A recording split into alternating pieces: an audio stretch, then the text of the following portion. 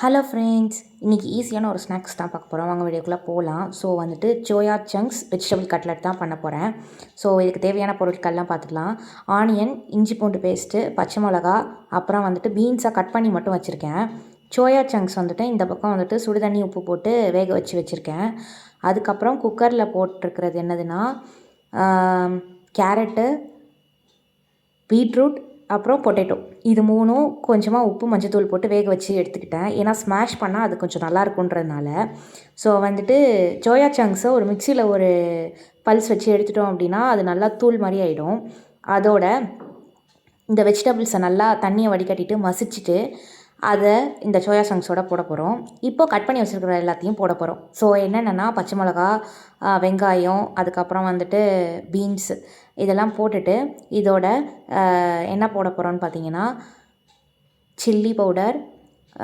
ஏன்னா பச்சை மிளகா கொஞ்சம் காரம் கம்மியாக இருக்குன்றதுனால நான் சில்லி போட்டுக்கிறேன். அதோட கரம் மசாலா, சாட் மசாலா. இது கூட என்ன ஆட் பண்ண போகிறோம் அப்படின்னு பார்த்தீங்கன்னா அரிசி மாவு. ஸோ இதெல்லாம் போட்டுட்டு நல்லா ஒரு பிசைஞ்சு எடுத்துக்கணும். ஸோ நல்லா பிசைஞ்சு எடுத்தோன்னா கையில் லைட்டாக ஆயில் தடவிட்டு பிசைஞ்சிங்க அப்படின்னா ஒட்டாமல் இருக்கும். ஸோ பிசைஞ்சு எடுத்ததுக்கப்புறம் அது எடுத்தோன்னா பால் மாதிரி வரும். நான் ஒரு கை தான் போட்டுக்கிட்டேன் அரிசி மாவு. ஸோ பால் மாதிரி வரும். ஸோ பால் மாதிரி வருதுன்னா அதான் கரெக்டு. ஸோ பால் மாதிரி வந்தோடனே அதை அப்படியே நம்ம தட்டி வச்சிடலாம். ஏன்னா தோசைக்கல்லில் போட்டு எடுக்கிறதுக்கு ரொம்பவே ஈஸியாக இருக்கும். நான் இவ்வளோ தட்டி வச்சுருக்கேன். ஸோ வந்துட்டு இதை அப்படியே நான் தோசைக்கல்லுக்கு ட்ரான்ஸ்ஃபர் பண்ண போகிறேன். லைட்டாக ஆயில் விட்டுட்டு தோசைக்கல்லில் இதை ஃப்ரண்ட் அண்ட் பேக் போட்டு எடுக்கணும். லைட்டாக ப்ரௌன் கலரில் மாறினோடனே எடுத்துடலாம். நான் வந்துட்டு பிரெட் க்ரம்ஸோ இல்லை வந்துட்டு ரவாவோ போடலை.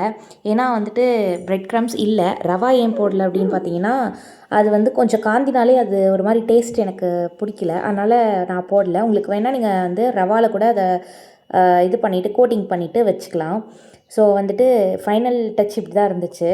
நான் வந்து கொஞ்சம் வேகட்டும்னு வச்சு எடுத்தேன். ஸோ இது வந்து கெச்சப் வச்சு தொட்டு சாப்பிட்டா அல்டிமேட்டாக இருக்கும்.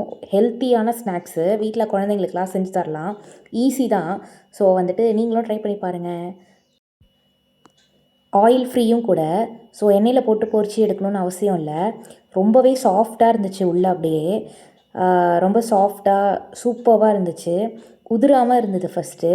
நல்லா அந்த பால் ஷேப்பில் நம்ம தட்டி வச்சுக்கிறதுனால அது உதிரவே இல்லை எதுவுமே. ஏன்னா அரிசி மாவு போட்டது, அப்புறம் இந்த வெஜிடபிள்ஸ்லாம் வந்துட்டு நல்லா மசிச்சு போட்டதுனால. ஸோ ரொம்பவே சூப்பராக இருந்துச்சு. நீங்களும் வீட்டில் ட்ரை பண்ணுங்கள். ஒரு ஹெல்த்தி ஸ்நாக்ஸ். ஏன்னா இதில் சோயா சங்க்ஸும் ஆட் பண்ணியிருக்கோம். ஸோ அதனால் ரொம்பவே ஹெல்த்தான ஸ்நாக்ஸு. Thank you friends.